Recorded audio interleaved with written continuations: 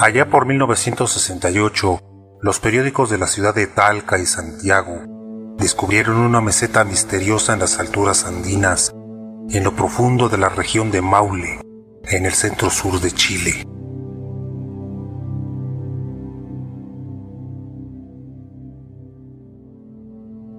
La meseta, conocida como el enladrillado, debido a su forma y simetría particulares, provocó reacciones inmediatas, tanto de la comunidad científica y del público en general.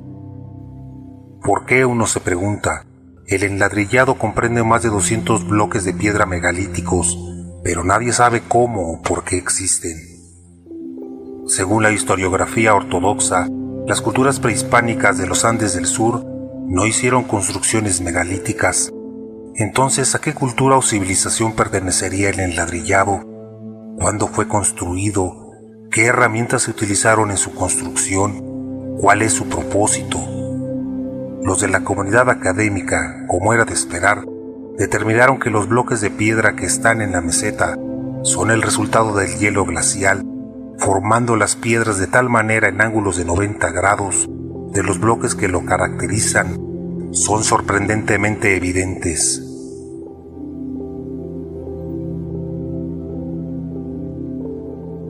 En 1964, una expedición arqueológica de la Universidad de Chile desarrolló una investigación de campo en los Altos de Vilches que cubrió la meseta. Sin embargo, no hubo mención significativa del enladrillado. Una segunda investigación de campo arqueológica tomó lugar en 1969. Durante mucho tiempo, ni crónica ni etnohistórica, las fuentes presentaron cualquier referencia a este lugar. Sorprendentemente, no se encuentra ninguna mención, ya sea en los principales libros sobre las culturas precolombinas de Chile, como Los aborígenes de Chile, 1882, de José Toribio Medina, Chile prehispánico, en 1929 de Tomás Guevara, Mi prehistoria chilena, de 1936, de Ricardo E. Lachmann. Es posible que un sitio con evidentes características antrópicas no generara la debida atención de los arqueólogos, antropólogos e historiadores. ¿Cómo pudo ser esto? ¿Se entiende la falta de interés y la omisión? Quizá la razón se encuentra en el hecho de que antes de que los indígenas hubo otro grupo en Chile y en las Américas que no encaja con la historia convencional.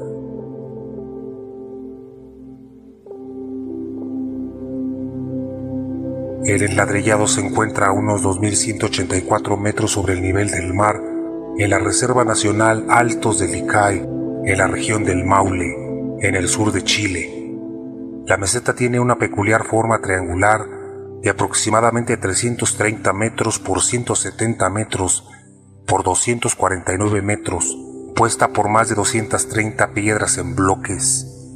Desde su descubrimiento en 1968, ha habido muchas interpretaciones sobre la meseta andina, de ser los restos de una civilización primitiva avanzada a una base ovni, como se informó en el mencionado periódico.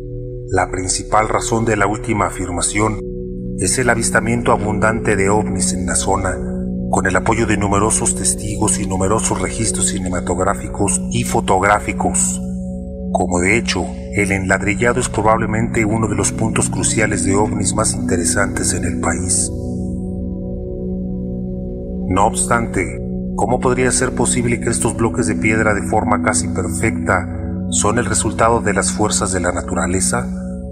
La explicación científica indica que la conformación de la meseta se originó por la acción del hielo sobre las rocas. En geología, la cronología que se encuentra en el lugar entre 0.5 millones y 1.7 millones de años.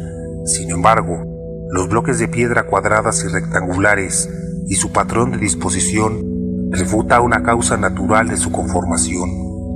Pero si el hielo es de hecho la razón de su formación, ¿por qué estas ubicaciones con estas características no han sido descubiertas en las Américas?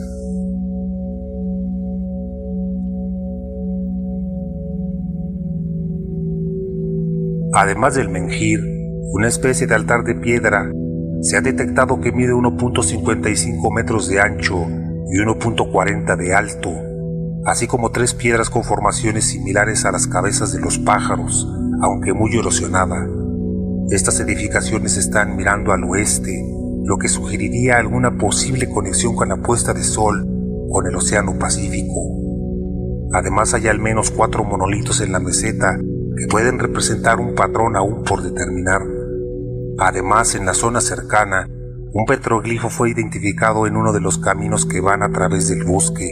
Se caracteriza por un círculo con un punto central que puede sugerir una naturaleza solar. Otro petroglifo es una cruz que presenta similitud con sus proporciones a la constelación de la Cruz del Sur. Pero quizá uno de los más extraordinarios descubrimientos en la zona es un mapa de piedra que representa el continente de América. En enero de 2005 se descubrió un bloque de piedra por el camino entre el Enladrillado y la Laguna del Alto, con la sorprendente y extraordinaria representación del continente americano. La representación es un bajorrelieve que en los términos geográficos comienza en América del Norte, donde se ve la costa, similar a las representaciones de hoy, un territorio más amplio en la península de Florida. El Golfo de California no aparece y el Golfo de México puede ser observado como parte de un continente con una masa más grande. Además, Cuba no aparece como una isla, sino como parte de la península de Florida, indicando niveles del mar más bajos. En América del Sur, las líneas costeras son bastante similares. Colombia, Venezuela, Guyana, la costa atlántica de Brasil, Uruguay, donde solo hay una pequeña diferencia en la boca del Río de la Plata en Argentina. Chile, aunque Tierra de Fuego no se separa del continente, y hay fiordos o islas de la Patagonia. La costa pacífica de América del Sur es bastante igual a los mapas actuales. Este mapa fue representado en un bloque de piedra con aproximadamente 1.5 metros de alto, 2.5 metros de largo y 20 centímetros en su parte más ancha. Pero ¿quiénes podrían ser los autores de esta representación cartográfica? ¿Cuándo y por qué fue hecho? ¿Qué conocimiento geográfico tenían los autores de este mapa? ¿Y por qué está en medio de las montañas andinas? Los hechos geográficos contenidos en este mapa lítico cubren la mayor parte del continente y muestra diferentes líneas costeras. La ausencia de Cuba como una isla y sin fiordos ni islas en la Patagonia. ¿Podría ser posible que el mapa fue diseñado antes del último diluvio global que tuvo lugar hace 12.900 años, según la cosmología glacial? 1913, de Hans Höbiger y Philipp Faut. Ciertamente, existe un gran misterio sobre la enigmática meseta del Enladrillado y esta extraordinaria representación de América. Una proximidad cronológica indirecta de su antigüedad fue datada por los arqueólogos Alberto Medina Rojas, Ruperto Vargas Díaz y Ciro Vergara Duplaquet al concluir la posible presencia humana alrededor del 12.000 a.C. durante el Pleistoceno en Vilches. Aunque el Enladrillado es un sitio arqueológico acertijo, el mapa es un enigma aún mayor porque podría ser la posible prueba de una cultura avanzada de la zona, una cultura que tenía conocimiento de todos o casi toda la geografía de las Américas y debido a la mayor representación de masa continental, la ausencia de islas principales y en algunas áreas diferentes líneas costeras, sugiere una antigüedad preglacial. También antes de la llegada de la inmigración asiática y la narrativa aceptada del poblado de las Américas. Además, e intrigantemente, el mapa de piedra del Enladrillado corresponde a un Moldway o proyección cartográfica Hammer-Einthoff, esto es, una representación esférica del planeta. ¿Cuál es la antigüedad del Enladrillado? ¿Cuál era su función? ¿Es la base de una ciudad olvidada por el tiempo? ¿Fue un centro mágico religioso, un templo en las alturas de los Andes a la antigua? ¿Existe alguna conexión entre el Enladrillado y los avistamientos de ovnis o de la tradición de los araucanos?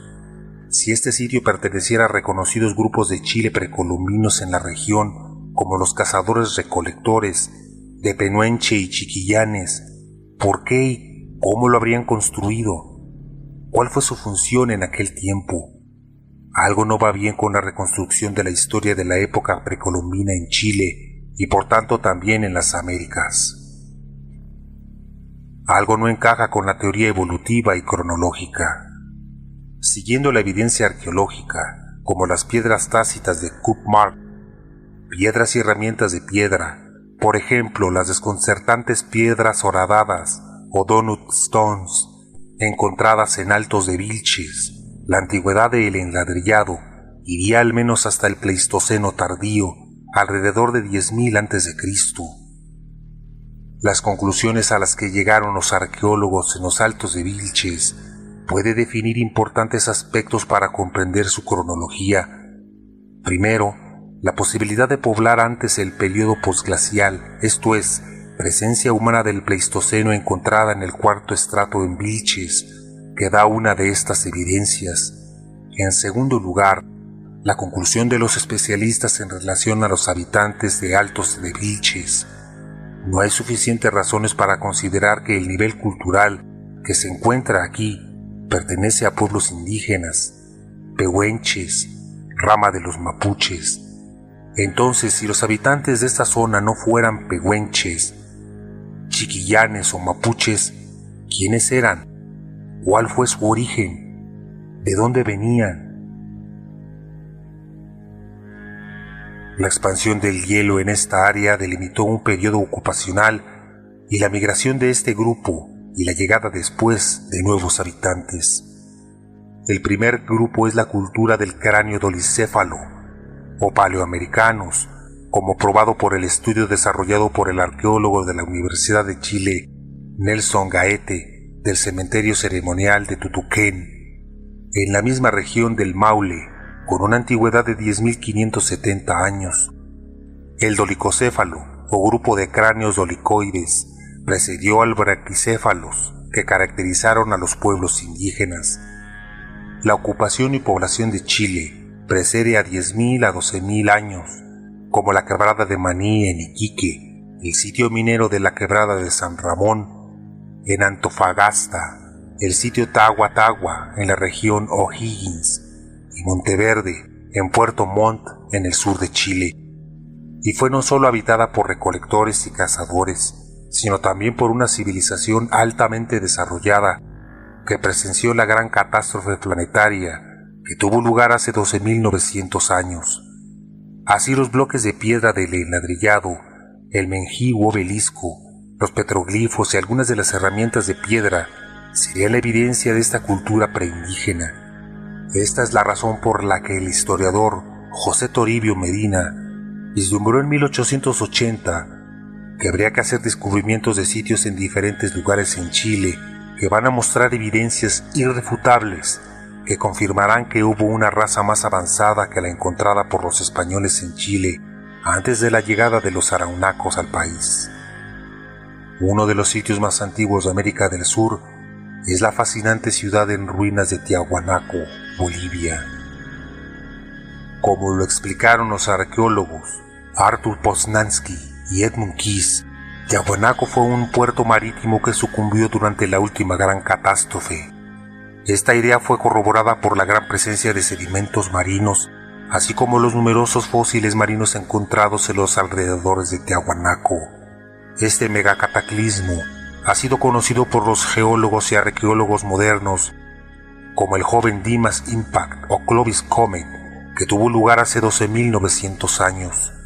Según los mitos y leyendas andinas, que luego fueron escritas por los españoles cronistas y misioneros, Tiahuanaco fue una ciudad construida por los viracochas, los héroes civilizadores de tiempos precolombinos que fueron referidos como dioses blancos. Al respecto, Gerd von Hassler ha escrito apropiadamente que estos dioses blancos eran de hecho hombres. Ellos pertenecían a una civilización avanzada que enfrentó una gran catástrofe cósmica y fueron obligados a luchar por su existencia durante la Edad de Piedra. Tenían habilidades y poderes y supieron expresar su cultura y desarrollo. pero al mismo tiempo ellos eran muy pocos para crear una nueva cultura, una nueva civilización, en las condiciones que tuvieron que afrontar entonces. Los estudios geográficos y arqueológicos de los eruditos Arthur Poznański y Ralph Müller especulan que el primitivo Tiahuanaco fue fundado alrededor del 14.000 a.C., en la era prediluvial. No obstante, durante este tiempo, un sorprendente proceso geológico comenzó a tener lugar. Los Andes se elevaron en diferentes etapas sucesivas con una intensa actividad telúrica que también significó el surgimiento del área conocida hoy como el Altiplano o Sierra de los Andes. Se levantó a más de 4.000 metros sobre el nivel del mar, refiriéndose a la destrucción del primitivo Tiahuanaco. El etnólogo Belisario Díaz Romero explicó que el ingeniero sueco y geólogo Lorenz Sund estudió el altiplano andino, destacando que enormes masas de hielo llenaron los valles y áreas de las tierras altas durante la última edad del hielo, y es que el proceso de derretimiento de la zona causó grandes inundaciones. Esto fue consecutivo con acción y agua glacial y el posterior avance de la masa de hielo en los Andes, la causa del gran diluvio que destruyó Tiahuanaco. Quizá no sea probable que un fenómeno telúrico haya colapsado las megalíticas construcciones, sino más bien el fenómeno glaciar meteorológico que destruyó Tiahuanaco y obligó a sus habitantes primitivos a abandonarlo. De hecho, los mitos mundiales y fragmentarios, las leyendas, hablan del gran diluvio, un verdadero evento catastrófico que simplemente destruyó las culturas prediluviales y que originaron un cambio climático y la transformación de las zonas habitadas. Por tanto, es muy posible que los mismos fenómenos de Tiahuanaco hayan ocurrido en el enladrillado. Por tanto, ¿podría el enladrillado haber sido un puerto prediluvial también? Y al igual que el primitivo Tiahuanaco, los habitantes del enladrillado necesariamente tuvieron que emigrar para sobrevivir. Ellos eran los indios blancos, los descendientes de los míticos viracochas, los dioses blancos de las Américas, cuya población disminuyó considerablemente y se convirtió más tarde en un mito que fue transmitido a las culturas indígenas posteriores y cuya última descendencia fue presenciada por los conquistadores y cronistas españoles en todo el continente americano. Ciertamente, los vestigios del enladrillado son las silenciosas pruebas del destino cíclico de la humanidad.